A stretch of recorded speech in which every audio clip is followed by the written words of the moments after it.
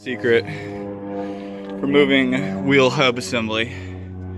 This thing usually gets stuck. I already got it broken free here, but if you don't want to just bang on it all day, take this right here, wedge an extension between that and the nut back there, or sorry, the stud, there, any of them, and then basically you're just gonna come in here, crank this bad boy a little bit. I think it popped out. Yeah, it did. Oops. Make sure you get that in there real good.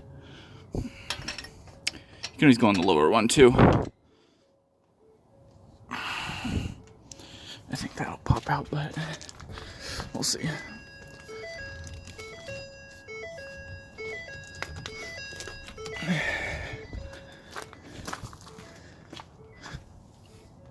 And then while there's some tension on it, just go ahead and grab a little mallet.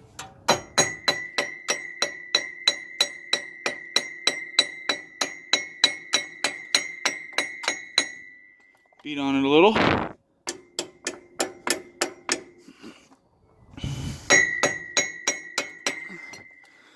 You kind of just go back and forth.